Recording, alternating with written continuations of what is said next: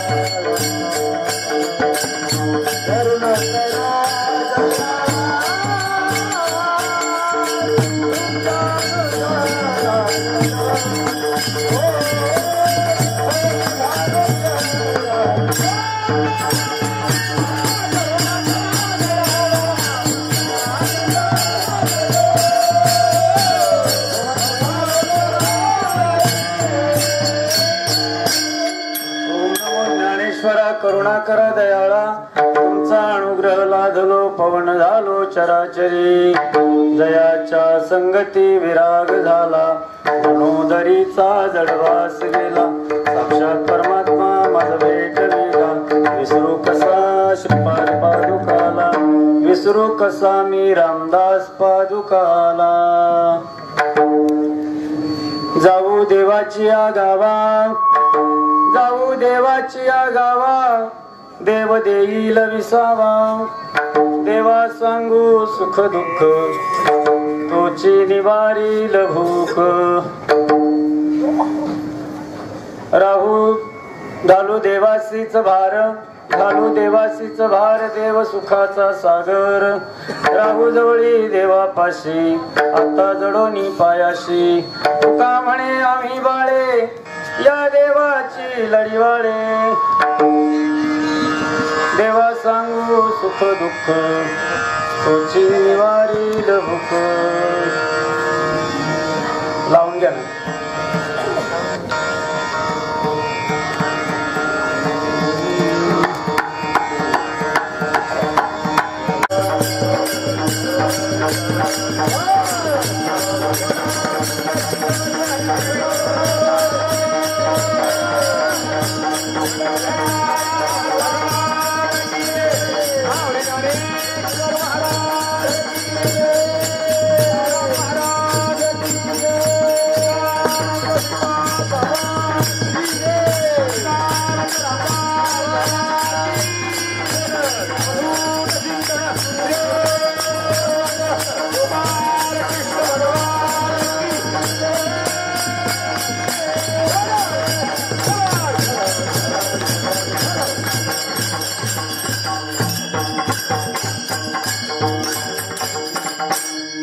जाऊ देवाची या गावा, देव देईल विसावा. देवा सांगू सुख दुःख, देव निवारेल भूक. प्रस्तुत प्राप्त सेवेकरता निवडलेला अभंग. जगदवंद्य जगदमान्य देहू निवासी संत श्रेष्ठ श्रीमंत तुकोबारायांचा 4 चरणाचा 5 चरणाचा तुम्हा आम्हा सर्वांना तुकोबाराय स्वतः बरोबर घेऊन, स्वतःला समवेत घेऊन देवाच्या गावाला जाऊया आणि सर्व सुखाचा तो आगर असणारा त्या पांडुरंगाकडे जाऊन आपण विसावा घेऊया, असं मार्गदर्शन करणारा अभंग आहे. विठ्ठला विठ्ठला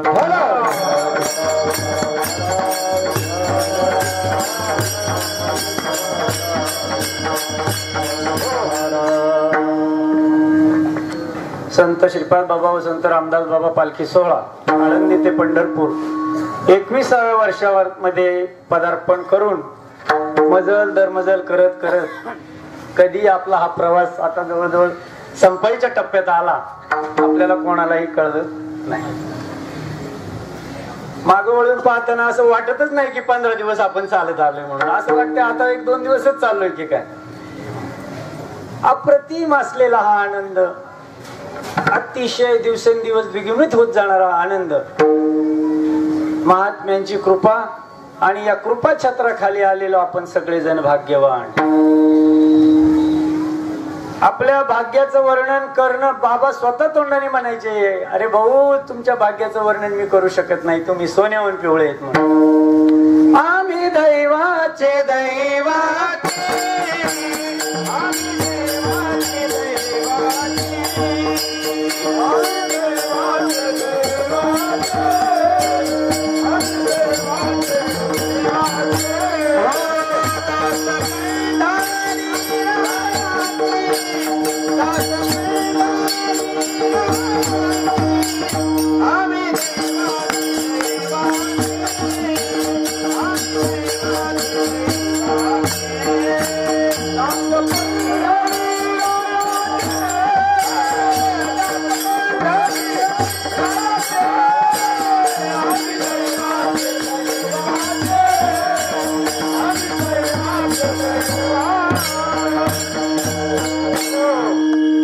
अतिशय आनंद, अतिशय आनंद.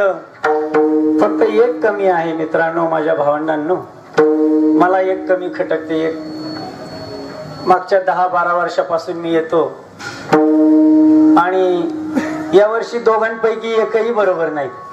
आपल्या समेत आळंदीतून हरिभक्त परायण ब्रह्ममूर्ती गाडगे बाबा आणि हरिभक्त परायण ब्रह्ममूर्ती झंझणे बाबा दोघेही प्रकृती स्वास्थ्यामुळं आज एवढ्या वर्षात पहिल्यांदाच असे दोघे, म्हणजे 2 वर्ष गाडगे बाबा आजारी असताना झंझणे बाबा तरी बरोबर असायचे. त्यामुळे ते नुसते बसलेले जरी असले तरी ते चैतन्य आहे.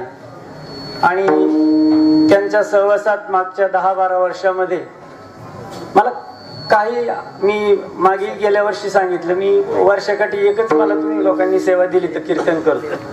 बाकी मी कुठे कीर्तन वगैरे करत नाही. मी कुणी कीर्तनकार प्रवचनकार नाही. सेवा म्हणून फक्त ही गोष्ट करायची एवढं मात्र ठाम निश्चय केलेला आहे. मागच्या 10-12 वर्षात बाबांच्या कृपा छत्राखाली या वारीने मात्र मला खूप काही शिकवलं. एका आदिवासी पट्ट्याच्या गावात मी जन्माला आलो. माझं मोठेपण मी सांगत नाही, पण महात्म्यांची पावर काय असते, महात्म्यांची कृपा काय असते, त्यांचा कृपा आशीर्वाद काय असतो हे मात्र मला या आनंद संप्रदायाचा पाईक झाल्यावर कळालं. विठ्ठल विठ्ठल.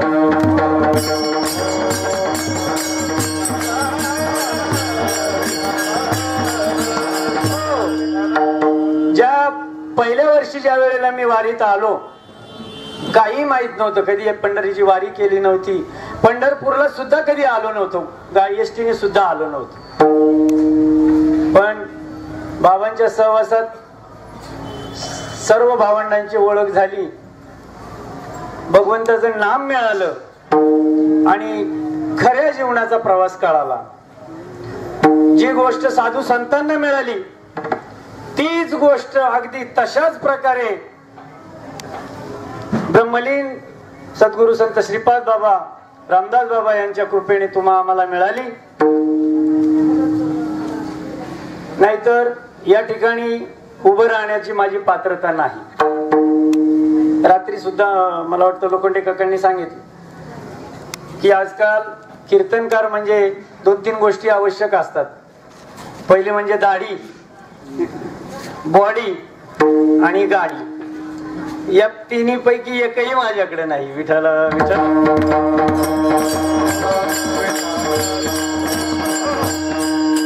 आणि दुसरी गोष्ट, तुम्हाला उपदेश करण्याची माझी पात्रता नाही, पण संतांचा निरोप सांगणार त्यामध्ये मात्र एक अक्षर सुद्धा इकडे तिकडे करणार होणार नाही याची मी दक्षता घेईन. कारण साधू संतांचे जे वाङ्मय आहे, त्यांचा जो निरोप आहे तो अतिशय सूक्ष्म आहे. त्यामध्ये एक काना मात्र जरी इकडे तिकडे झाला तरी अर्थामध्ये फार मोठा बदल होतो. आणि माझ्या पुढे बहुश्रुत ज्ञानी सद्गुरू मंडळी बसलेले, ज्यांच्या कृपा छत्राखाली मी 10-12 वर्ष वावरतोय. त्यांच्या पुढे बोलणं माझी लायकी नाही, पण जसं सूर्यापुढे काजव्याने टिमटिम करावी तसं थोडस मी बाबांचाच निरोप तुमच्या पुढे सांगण्याचा प्रयत्न करेन. असो, प्रस्तुत अभंगामध्ये तुकोबाराय आपल्या सर्वांना म्हणतात की जाऊ देवाची या गावा. मग आता देवाच्या गावाला जायचं तुकोबाराय म्हणतायत, पण कोणत्या देवाच्या गावाला जायचं याचा काही उल्लेख केलेला नाही. सर्व अभंगामध्ये फक्त देव असाच शब्दाचा उल्लेख केलेला. जाऊ देवाची या गावा म्हणत असताना काही प्रश्न उभे राहतात. कोणत्या देवाच्या गावाला जाऊ म्हणतात, देवाचं गाव कुठे आहे, आणि तुकोबाराय आपल्या सर्वांना घेऊन जावं असं म्हणतात. ते स्वतःला सुद्धा तिथे जाऊ म्हणतात, म्हणजे त्यांना सुद्धा जायचं आहे म्हणतात. तसं ते जाऊन आलेले आहेत. आम्ही वैकुंठवासी आलो याची कारणासी. स्वस्वरूपाला प्राप्त झालेले संत महात्मे, ज्यांची एवढी ख्याती की जगाच्या पाठीवर जी गोष्ट देवाला जमली नाही ती माझ्या तुकोबारायांनी करून दाखवली. काय मानव देह घेऊन या निजधामा गेले, कळी प्रयाण काळी देवे विमान पाठविले. मानव कळीच्या काळा माझी एक अद्भुत वर्तविले. मानव देह घेऊन या निजधामा गेले, निळामणे सकळ संता तोषविले. जय जय हरी सद्गुरु स्वामी तुकाराम.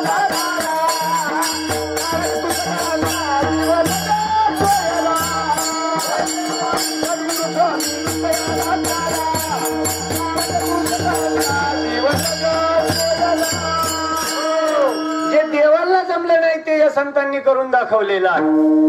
आणि तेच तुकोबाराय तुम्हा आम्हाला सुद्धा ज्या स्थितीला ते प्राप्त झाले, ज्या अनुभवाला प्राप्त झाले, ज्या देवाचं भजन त्यांनी करून त्या स्वस्वरूपाला प्राप्त झाले, त्याच देवाच्या गावाला जायची तुकोबाराय आपल्याला मार्गदर्शन करतायत.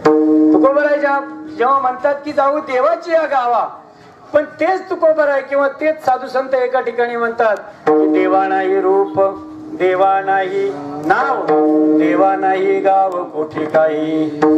किंवा त्या देवाचं स्वरूप ज्ञानोबाराय सांगतात. अव्यक्त निराकार नाहीचा आकार, अव्यक्त निराकार नाहीचा आकार, अव्यक्त निराकार नाहीचा आकार, अव्यक्त निराकार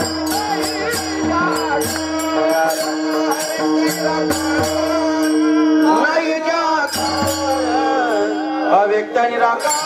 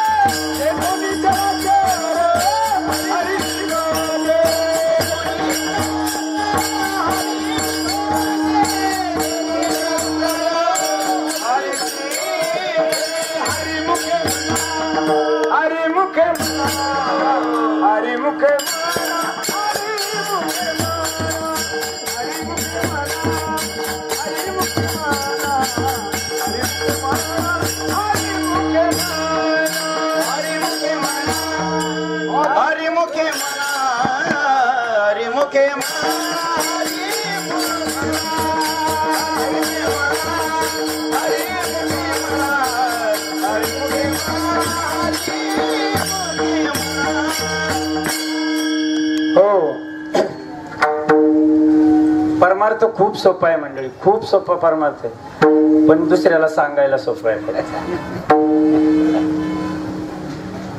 ज्यांच्या मार्गदर्शनामध्ये मी तयार नाही झालो म्हणजे इथपर्यंत वाटचाल करत आलो, त्यांचा आणि माझा नेहमी या गोष्टीवरून वाद चालतो. ते म्हणतात परमार्थ खूप सोपा आहे आणि मी म्हणतो खूप अवघड आहे. ते प्रमाणे देतात सोपा असल्याची, मी प्रमाणे देतो अवघड असल्याची. भक्ती ते कठीण सुळावरील पोळी, मी प्रमाणे देतो आणि ते म्हणतात तू का म्हणे सोपे आहे सर्व.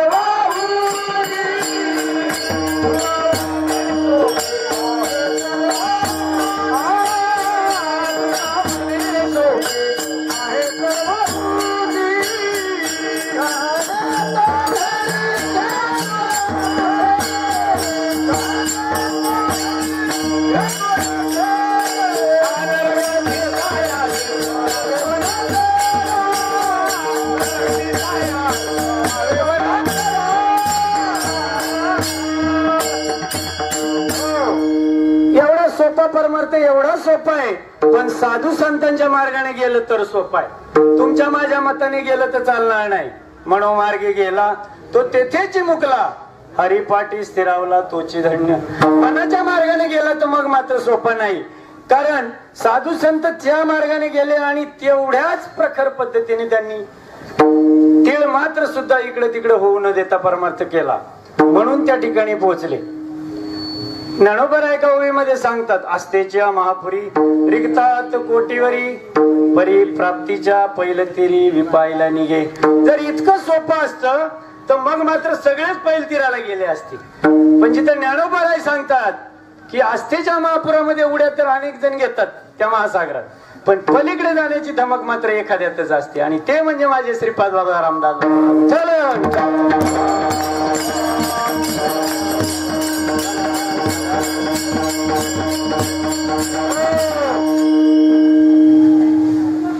कसा परमार्थ केला बाबांनी. आपण सर्व बाबांची लेकरं जाणतो, बाबांचं सर्व चरित्र आपल्याला माहिती आहे. कशाची अपेक्षा केली नाही, कशाचीच. बाबांची फक्त आम्ही काय सांगतो, बाबांचं वर्णन आम्ही करतोय, पण आम्ही मात्र बाबांच्या पावलावर पाऊल ठेवून चालायला तयार नाही. मला अतिशय वाईट वाटतं जेव्हा माझं अज्ञान असेल एखाद वेळेस, पण जेव्हा कोणी म्हणतं की बाबांची माझ्यावर कृपा झाली आणि मला सगळ्या भौतिक सुखांचा लाभ झाला, तर मला कधीतरी असं वाटतं की एखाद्या वेळेस मी माझं अज्ञान असेल असं मानतो, पण मला वाटतं की साधू संतांनी तर कधीच या गोष्टीचा विचार केला नाही. त्यांनी भौतिक सुखाला कधीही प्राधान्य दिलं नाही. त्यांनी प्राधान्य दिलं सर्वात आधी भगवंताच्या नामस्मरणाला. कारण साधू संतच म्हणतायत की ही सर्व गोष्टी, ही जी भौतिक सुख आहेत, ही माझ्या साधनेच्या आड येत आहेत, ते मला त्या ईश्वरापर्यंत जाऊन द्यायला कुठेतरी बाधक ठरतायत. म्हणून देवा तू मला ती गोष्ट देऊ नकोस. जेव्हा आपण भौतिक सुख दिले म्हणून भगवंताची माझ्यावर कृपा झाली म्हणतो, जेव्हा आपण भौतिक सुख मिळाली म्हणून बाबांची माझ्यावर कृपा झाली म्हणतो, तर मग संतांच्या बाबतीत जेव्हा त्यांच्यावर दुःखाचे प्रसंग आले तेव्हा मात्र संतांनी देवाची कृपा झाली असं म्हटलेले. की आपण म्हणत दुःख आल्यावर मात्र आपण लगेच दुःखाची प्रमाण म्हणतो. दुःख बांधवडी आहे हा संसार, दुःख बांधवडी, दुःख बांधवडी आहे हा संसार, दुःख बांधवडी आहे हा संसार.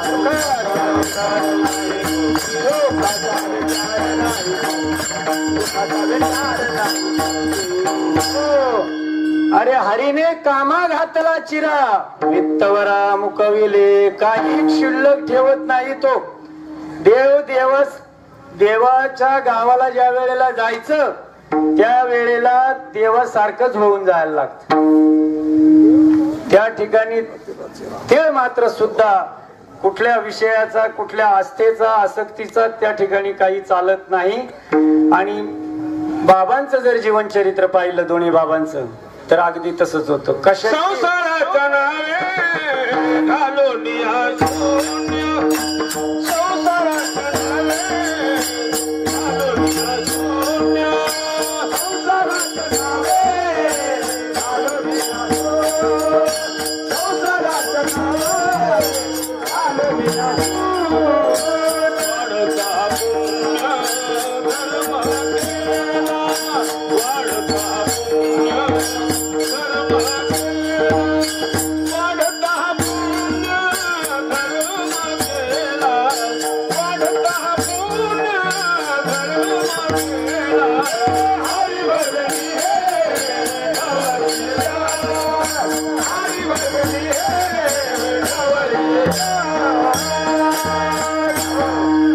संसाराच्या नावे घालून या शून्य वाढता हा पुण्य धर्म केला.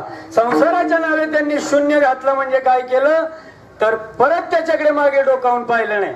बाबांच्या जीवनामध्ये बाबांचं गाव खर्डी का काहीतरी नावाचं गाव होतं, खरडा.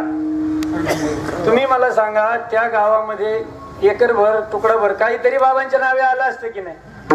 पण बाबांनी विचार केला की जर मला हे महान कार्य करायचंय, जर हा निरोप मला माझ्या साधकांपर्यंत जडजीवांपर्यंत पोहोचवायचा आहे आणि मी जर याच्यामध्ये अडकून राहिलो तर मग मात्र मला ते शक्य होणार नाही. कारण आपण एक बारीक जर विचार केला तर आपल्या जीवनामध्ये सर्वात जास्त आपल्याला दुःख देणारी जी लोक आहेत, ज्यांना आपण आपले म्हणतो तेच आपल्याला दुःख देत असतात. त्यापासूनच दुःख आहे. जे आता हे जे आपले संबंध आहेत, आपले गुरुबंधूंचे जे संबंध आहेत, त्यामध्ये आपल्याला का दुःख होत नाही तर तिथे आपण ते ऋणानुबंधात ठेवत नाही. आणि जे आपण भाऊ बहीण नातेवाईक त्यांच्यापासून आपल्याला नेहमीच का दुःख होतं तर त्यांच्यामध्ये कुठेतरी आसक्ती शिल्लक राहिलेली असते आणि ती आपल्याला दुःख देत असते. तसं पाहिलं तर भगवंत हा आनंदाचा कंद आहे. सर्व सुखाचे आगर परकुमा देवीवर, सर्व सुखाचे आगर म्हणे नरहरी सोनार. सर्व सुखाचे आगर जणी म्हणे शारंगधर. किंवा एक वेळा पंढरपूरला जा म्हणतात. जर तुम्हाला सुख पाहिजे असेल तर सुखाला गी कर शीतळ माळा,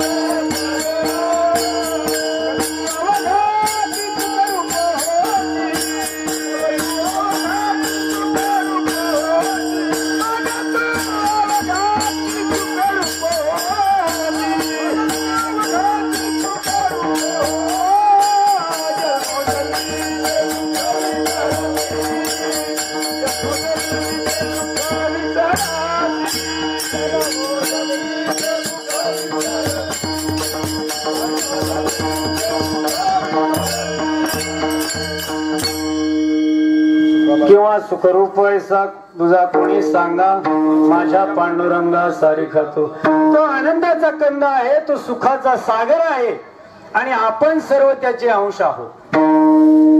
आहे की नाही? आपण सर्वजण त्याचे अंश आहोत.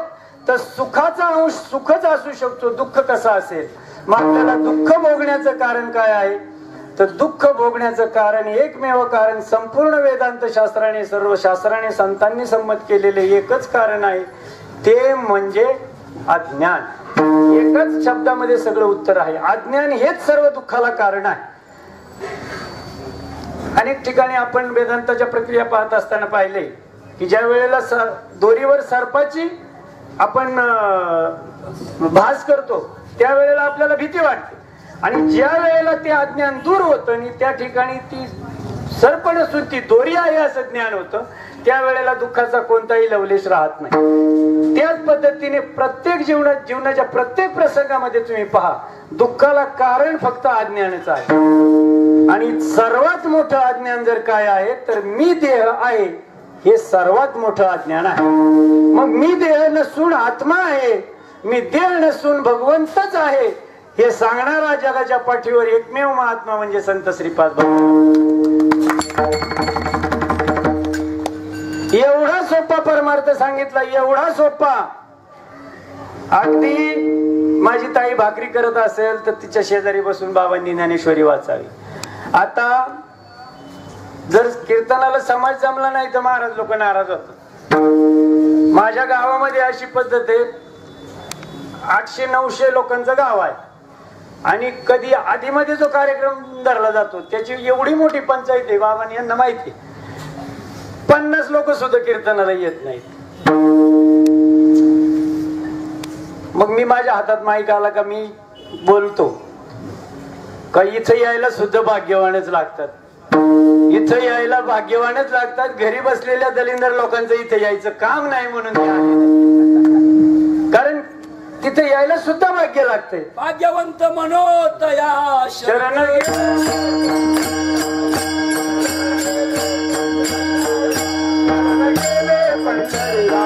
भाग्यवंत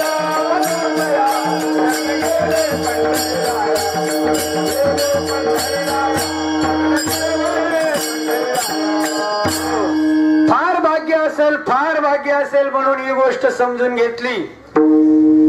आता माझ्या गावचं उदाहरण सोडा, आता जगाकडे या. जगामध्ये मनुष्य देह मिळालेली अनेक लाखो करोडो लोक समाज आहे, पण प्रत्येकाला वाटतं का आपण देवाच्या गावाला जावं म्हणून? नाही वाटत. आज वारीच्या वाटेने 10-12 लाख लोक जरी असतील तरी कितीतरी लोक बाहेर आहेत ज्यांना त्याच्याशी काही घेणं देणं नाही. फार भाग्यवान आपण की आपल्याला वाटलं की या दुःखाच्या सागरातून सुखाकडे जावं. तो आनंदाचा कंद असलेला भगवान परमात्मा मी त्याला भेटावं, त्याचा आणि माझा काय संबंध आहे हे माझ्या सद्गुरूंनी समजून सांगितलं. आणि त्या वाटेवर जेव्हा चालायला सुरुवात केली, पण तुकोबाराय जेव्हा म्हणतात की जाऊ देवाची या गावा आणि देव देईल विसावा. जाऊ देवाची या गावा, जाऊ देवाची या गावा, जाऊ देवाची या गावा, जाऊ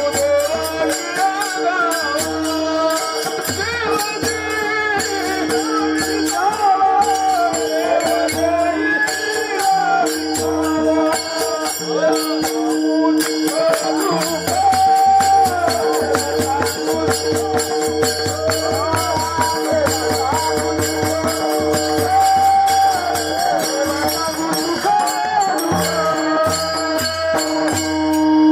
विसावाची गरज असलेला जीव अतिशय दमलेला थकलेला आहे असा याचा अर्थ होतो. विसाव्याची गरज कोणाला असते?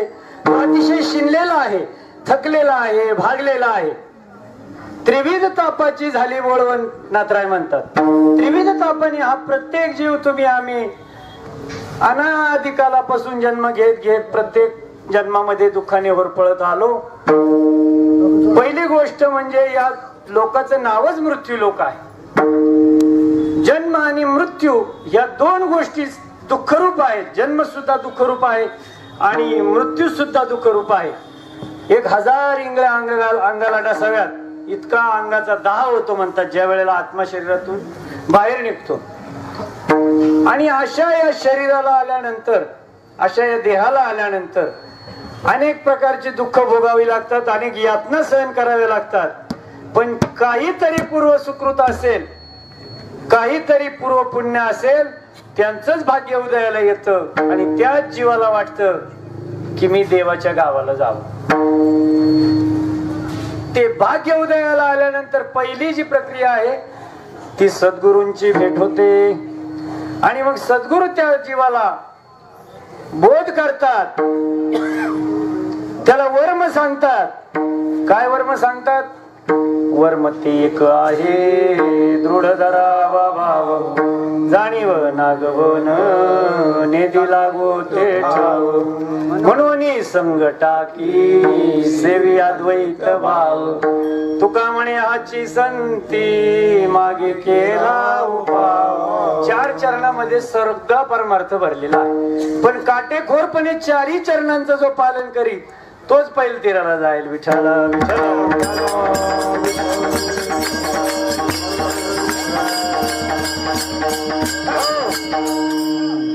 जैन समाजामध्ये तरुण मुनिश्री तरुण सागरजी म्हणून एक साधू होऊन गेले. आता काही दिवसापूर्वी त्यांचं देहावसान झालं. त्यांचा पेपरला एक छोटासा एका कोपऱ्यामध्ये एक पुण्यनगरीला काही यायचं ते 2 ओळी त्यांच्या. त्याच्यामध्ये त्यांनी एक ठिकाणी एक दिवस लिहिलं होतं, जसं मी माऊलींची ओळी म्हटलो की आस्थेच्या महापुरी रिगतात कोटीवरी, परिप्राप्तीच्या पैल तिरी विपायला निघे, म्हणजे एखादाच पलीकडे जातो. पण त्यांनी अजून त्याचं खोल वर्णन केलं होतं. त्यांनी म्हणे या आस्थेच्या महासागरामध्ये ना अनेक जण उड्या घेतात पैल तीराला जाण्यासाठी, पण काही जण उडी टाकल्याच बुडतात तिथेच.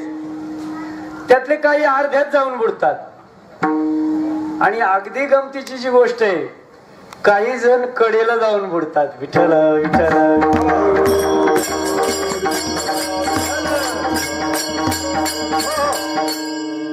अगदी पैल तीरापर्यंत जातात, पण भल्या भल्यांची बाबा म्हणायचे भले भले वेंड्या कात्रीत गेले. त्या भल्या भल्यांमध्ये अशी नावं आहेत का ज्यांची प्रतिसृष्टी निर्माण करण्याची ताकद होती. परशुरामासारखे, विश्वामित्रांसारखे त्यांची सुद्धा गच्छंती झाली भाऊ. अरे आपली कुठं आम्ही खसखस. विठ्ठल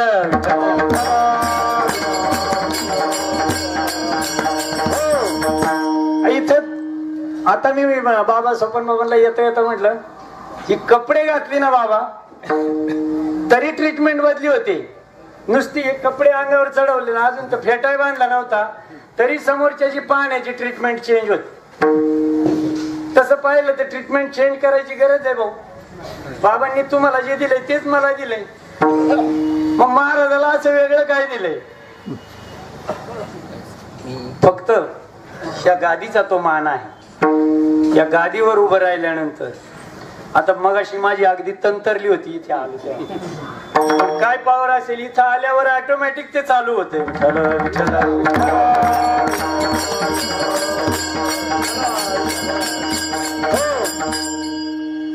सर्व साधू संतांनी हाच विसावा घेण्यासाठी अट्टहास केला. याच्यासाठी केला होता अट्टहास. शेवटचा दिवस गोड व्हावा आता निश्चिंतीने पावलो विसावा. हा विसावा निश्चिंतीने प्राप्त होण्यासाठी विसावा प्राप्त होण्यासाठी मागे खडतर परिश्रम आहे. जर विसावा प्राप्त करायचा असेल तर मागचा तो जो खडतर प्रवास आहे तो पूर्ण करून गेल्याशिवाय त्या स्थानाला प्राप्त झाल्याशिवाय तो विसावा मिळत नाही. माझे साधू संत काटेकोर परमार्थ करून अरे आपल्या जीवनात फार प्रतिकूल परिस्थिती नाही अगदी अनुकूल आहे सगळ्या गोष्टी. बाबांच्या काळात लाठ्या काठ्या घेऊन लोक कीर्तनात येत होते कीर्तन बंद पाडायसाठी. एकदा गाडगे बाबांनी कीर्तनात सांगितलं होतं. अनेक वेळा बाबांनी असं फेटा काढून ठेवावा लागला. काही विलाज चालत नसे पण ज्ञानेश्वरी आणि भागवत हे पिनल कोड आहेत आणि साधू संतांनी सांगितलेला अनुभव आजही जसाच्या तसा जर येत नसेल तर आताच्या आता या बुवाला रॉकेलचा डबा ओतून पेटवून द्या असं म्हणणारा महात्मा जगाच्या पाठीवर फक्त श्रीपाद बाबा आणि रामदास बाबा एकही असा महात्मा एवढी आव्हानात्मक भाषा बोलणारा एकही महात्मा माझ्या जीवनात मी पाहिला नाही. ज्ञानोबा तुकोबांना आम्ही पाहिलं नाही आणि माझं दुर्भाग्य मी श्रीपाद बाबा रामदास बाबांनाही पाहिलं नाही. पण त्यांच्या शब्दाची इतकी पावर आहे. त्यांना पाहिलं युट्यूबवरच्या कीर्तनातून पाहिलं पण ते शब्द ज्या वेळेला माझं एखादं भावंड माझा साधक एखाद्या वेळेला सांगतो ते शब्द इतके ताकदवान आहेत का ते कानावर पडल्यानंतर एक ऊर्जा निर्माण होती. बस हेच खरं आहे. अहो एवढा सोपा परमार्थ कुणीही सांगत नाही आणि सर्वसामान्याला माझ्या दीनदुबळ्यांना सगळ्यांना जवळ घेऊन असा परमार्थ इतका सोपा देव कुणी सांगितला असता बाबा आपल्याला आपलं अख्खं आयुष्य गेलं असतं तर देव कळाला नसता. विठ्ठल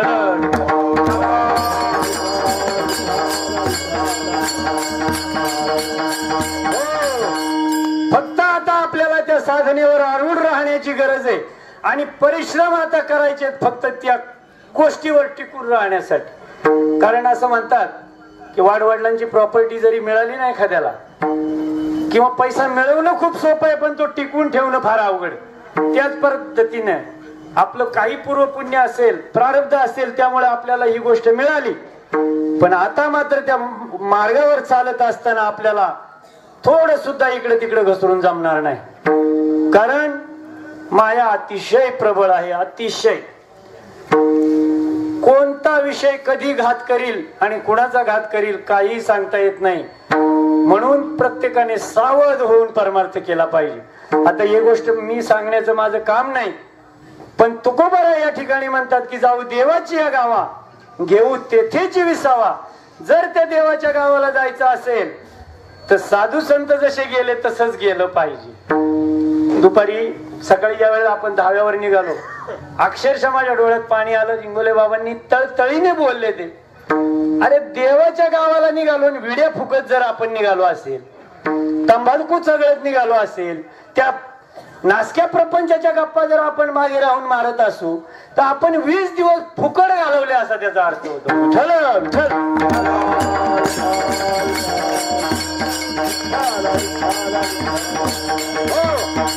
त्या दिवशी कोणीतरी प्रमाणात सांगितलं की साधू संतांचं भजन असं होतं की शिंक जांभई खोकल्याने इतकाही वेळ वाया गेला.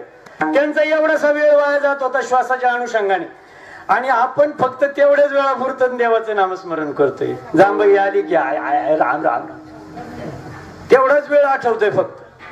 मग इतका जर आपण संतांच्या मार्गातून आपल्यात इतका जर फरक होत असेल तर आपल्या 96 पिढ्या गेल्या तरी आपला मेळ वाचणार नाही. फक्त आम्ही फार भाग्यवान, आम्हाला बाबांनी नाम दिलं, आम्ही फार भाग्यवान म्हणून डंका पिटवून जमणार नाही.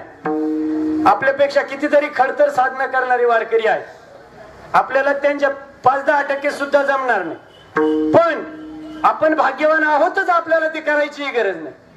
फक्त एकच गोष्ट, नाम सोडून दुसरं काही माझ्या साधकाला किंवा मला सुद्धा ते करायची काहीही गरज नाही. फक्त तितका विश्वास माझा पाहिजे की बस नामस्मरण सोडून मला काही करायची गरज नाही. कारण त्या नामाने सगळ्या गोष्टी प्राप्त होतात. ना कळे ते कळो येईल उगले चिंतिता या नामे विठ्ठलाच्या. अरे साधू संतांचा बारीक विचार करा. ज्या ज्ञानोबारायांना आज कैवल्य साम्राज्य चक्रवर्ती एवढा मोठा सोहळा होतो, संजीवन समाधी सोहळा. आज माऊलीची पालखी नुसती आली तर ते चैतन्य पाहण्यासाठी गावाच्या गावांना सुट्ट्या असतात. ज्या गावात माझी माऊली येते त्या गावात मोठा उत्सव साजरा होतो.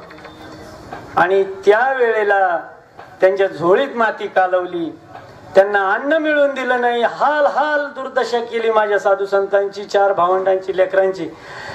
त्यांना शाळा कोणी शिकवली? एवढं हे ज्ञान जगाला वाटण्यासाठी. अरे जगाच्या पाठीवर असा ज्ञानोबरासारखा एकही कवी झाला नाही, एकही कवी जगाच्या पाठीवर असा झाला नाही. इतकं सुंदर वाङ्मय. एका शब्दावर काही महात्मे 3-3 दिवस कीर्तन करतात. एका शब्दावर 7 दिवस कीर्तन केलं होतं घाटकोपरला आमच्या. इतकं सखोल वाङ्मय, इतका मोठा कवी कोणत्या शाळेत शिकले असतील? कोणतीही शाळा नाही. अरे ज्यांनी अन्न मिळून दिलं नाही ते शाळेत बसून देतील का? पण एकच केलं, सदा नाम घोष हरी कथा, सदा नाम घोष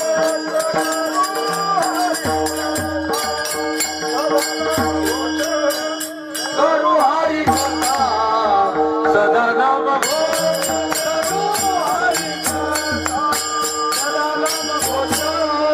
करू हरी कथा, सदा नाम घोष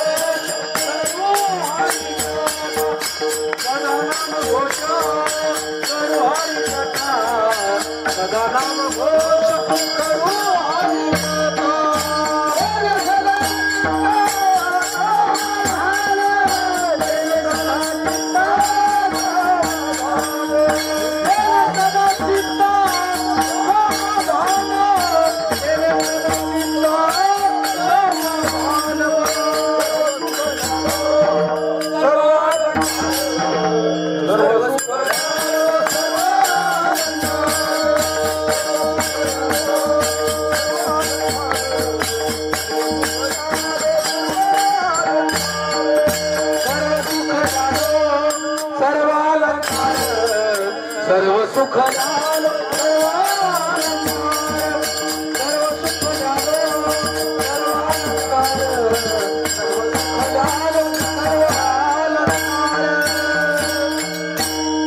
सदा नाम घोष करू हरी कथा, तेने सदा चित्ता समाधान.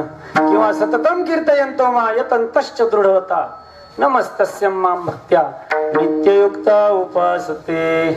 सतत कृष्णमूर्ती सावळी खेळे ज्याचे हृदय कमळी, सतत नामस्मरणाशिवाय त्यांचा एक क्षणही वाया गेला नाही.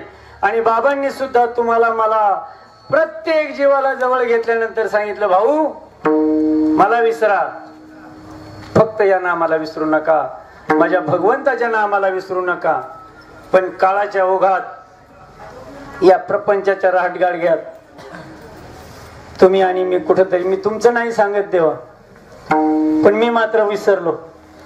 मला विसर पडतो ज्या वेळेला कुठे थोडा विसर पडतो आणि जाणीव होते, मग मात्र असं वाटतंय की आपण तोंडात मारून घ्यावी स्वतःच्या की देवा, अरे बाबांनी जे मला दिलं त्याने तुझा आणि माझा तुझ्याशी एकरूप होण्याची ती गोष्ट मला दिली असताना मी मात्र का बरे या नासक्या विषयांच्या नादी लागतो, का मी या नासक्या प्रपंचाच्या नादी लागतो. आणि पुन्हा पुन्हा माझ्या मनाला साधू संतांची तीच शिकवण त्या वाङ्मयामध्ये जेव्हा डोकावून पाहतो तेव्हा वाटतं की अरे त्यांनी किती अट्टहास केला, त्यांनी कधी या प्रपंचासाठी गौणत्व प्रपंचाला दिलं आणि प्राधान्य त्यांनी मात्र नामस्मरणाला परमार्थाला दिलं आणि मी मात्र कुठंतरी ते विसरतो आणि पुन्हा त्याच गोष्टीमध्ये रममाण होतो. पण देवा आता मात्र जसं तुकोबाराय म्हणतात की आता निश्चिंतेने पावलं विसावा.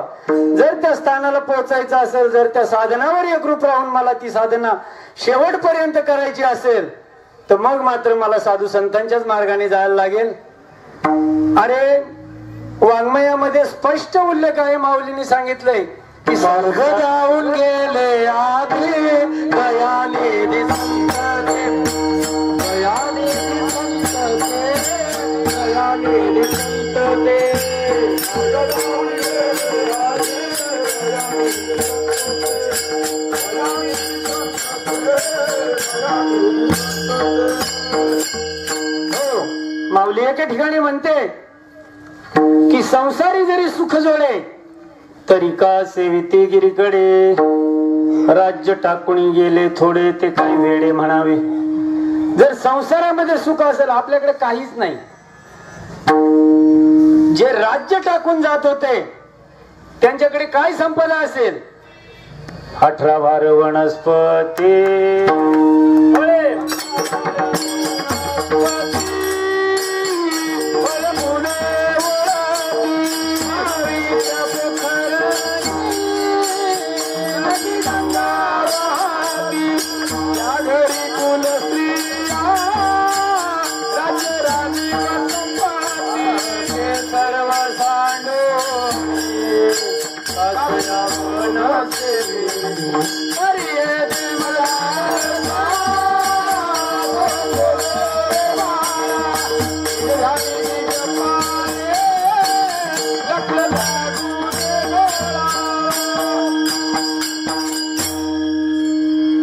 आता सांगा बरं, आपल्याकडे एवढा वैभव आहे का? ज्या राज्यामध्ये एवढं सगळं सांडून जायची, एवढं सगळं सोडून काय करायला लागायचं? वल्कल किंवा एक वस्त्रानिशी जंगलाची वाट धरावी लागायची. आणि कशासाठी? तर त्या भगवंताला प्राप्त करून घेण्यासाठी, स्वसुखाला प्राप्त होण्यासाठी, त्या आत्मसुखाची प्राप्ती करून घेण्यासाठी.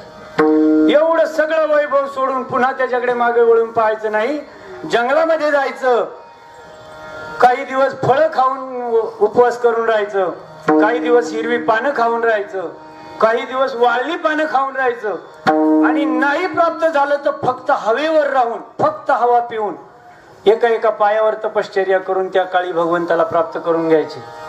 पण तुमचं माझं इतकं भाग्य की महात्मा माझ्या तुमच्या दारात आला.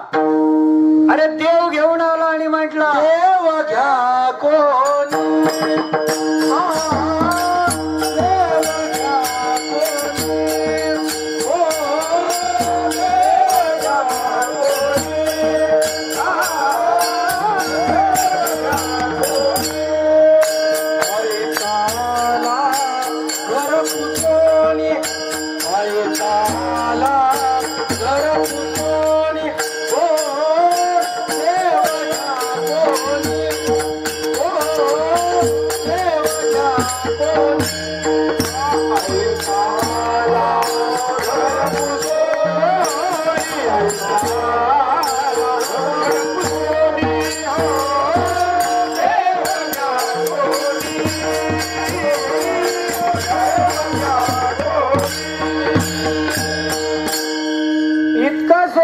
सांगितलं इतकं सोपा.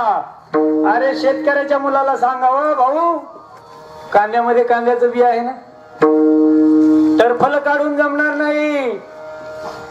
प्रक्रिया सांगितली, कांदामध्ये कापा, मुळाची बाजू जमिनीमध्ये लावा, साधारणतः 1.5 महिन्यामध्ये 5 महिन्यानंतर त्याला एक डोंगळा येईल आणि त्याच्यामध्ये असंख्य कांद्याचं बीज तयार होईल. गायपतामध्ये दोर नाही का? जी प्रक्रिया माझ्या माऊलीने सांगितली, मंथुणी नवनीता तैसे गे अनंता. ते मंथन केल्यानंतर जे लोणी निघणार आहे ते लोणी म्हणजे दूध नाही का? ते दूध म्हणजे तूप नाही का? इतका सोपा परमार्थ बाबांनी सांगितला. नाही तर आपल्याला आयुष्यभर देव कळाला नसता, देव देव नुसतं करत राहिलो असतो. पण देव समजून दिला महात्म्याने. अरे 12 वर्ष साधूची सेवा करावी लागायची. पहिली गुरुग्रही राहून 12 वर्ष साधूची सेवा करावी लागत असे. आणि तेव्हा कुठे हा बोध देत असत. नामामृत गोडी वैष्णवाला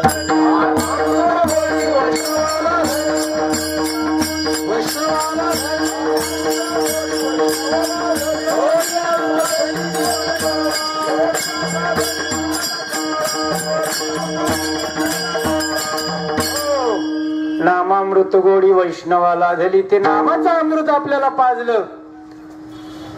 आणि योगिया साधली जीवन कळा. त्या योगियांना जी जीवन कळा साध्य होत होती ती आम्हाला घर बसल्या मिळाली. साधूने स्वतः माझ्या दारात येऊन मला ती गोष्ट दिली. पण आता मात्र पुढचा जो प्रवास आहे तो ज्याचा त्याला करायचा आहे. कारण साधूंनी मार्ग दाखवला, पण त्या मार्गाने मात्र मला तुम्हाला जायचं आहे. आणि त्या मार्गाचं वर्णन करताना तुकोबाराय म्हणतात की त्या मार्गाने साधू संत गेले आणि त्यांना विसावा मिळाला. आपण सुद्धा त्या मार्गाने गेलो तर मग मात्र आता निश्चिंतीने पावलो विसावा. तसं त्या देवाच्या मार्गाने त्या देवाच्या गावाला जर आपण गेलो तर मग मात्र आपल्याला विसावा मिळाल्याशिवाय राहणार नाही. अभंगाच्या दुसऱ्या चरणामध्ये देवा सांगू सुख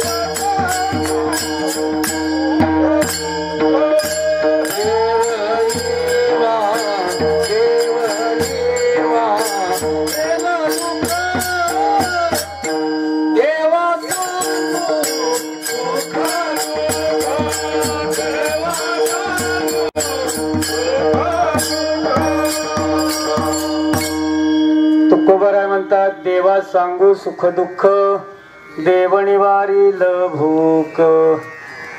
कोणतं सुख आणि कोणतं दुःख देवाला सांगायचं. साधू संतांनी देवाशी संवाद साधलेला आहे, देवाशी वादही केलाय आणि देवाशी संवाद सुद्धा करू आवडी निवाद तुमच्या सुखाचा संवाद. काय संवाद केला देवाशी आणि काय वाद केला देवाशी. देवाशी संवाद करताना ज्या नवविधा भक्ती आहेत त्या करत असताना त्या त्या प्रसंगामध्ये देवाला आळवताना करुणा भाकत असताना साधू संतांनी त्याच्याशी संवाद केलाय. आसुवे दाटली